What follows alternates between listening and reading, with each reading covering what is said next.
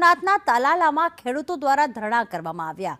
કેસર કેરીના નિષ્ફળ પાકના ખોટા સર્વેના આક્ષેપ કરવામાં આવ્યા છે। તો બાગાયત કચેરી ખાતે ખેડૂતોએ ધરણા પ્રદર્શન કર્યું। સર્વેમાં ખેડૂતોને દોષિત ઠેરવવાના આક્ષેપ લાગ્યા છે। અગાઉ 33 ગામના ખેડૂત સરપંચોએ આવેદન આપ્યું હતું। તો બાગાયત વિભાગ દ્વારા કાર્યવાહી ન થતા ખેડૂતોમાં રોષ છે અને તેઓ બાગાયત કચેરી ખાતે ધરણા પ્રદર્શન કરવા પહોંચ્યા હતા। રાકેશ અમારી સાથે જોડાઈ ગયા છે। રાકેશ, આ ખેડૂતોની આખરે શું માંગ છે? ચોક્કસથી છેલ્લા ઘણા વર્ષોથી જે કેસર કેરીનો પાક છે સતત નિષ્ફળ જઈ રહ્યો છે।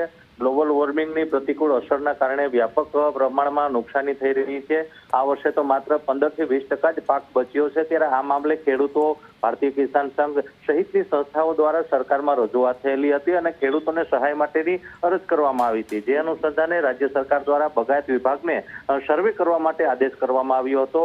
પરંતુ જે ગીર સોમનાથ જિલ્લાનું બાગાયત વિભાગ છે તેમના દ્વારા જે સર્વે કરવામાં આવ્યો તેમાં જે ખેતી કેસર કેરીનો પાક નિષ્ફળ જઈ રહ્યો છે તેમાં ખેડૂતોને દોષિત ઠેરવવામાં આવ્યા હતા અને જે પાયા વિહોણા જે કારણો આપવામાં આવ્યા હોય તેવા ખેડૂતોનો આક્ષેપ છે ને જેને લઈને ખેડૂતોમાં આક્રોશ હતો।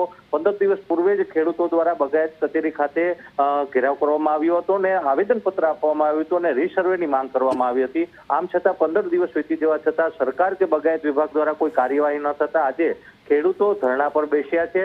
મહત્વની વાત છે કે ખેડૂતોની સાથે આમ આદમી પાર્ટીના નેતા પ્રવીણ રામ સહિત 33 થી વધુ ગામના સરપંચો પણ ધરણા પર બેઠા છે અને રીસર્વેની માંગ સરકાર સમક્ષ કરી રહ્યા છે। આભાર રાકેશ તમામ વિગતો માટે।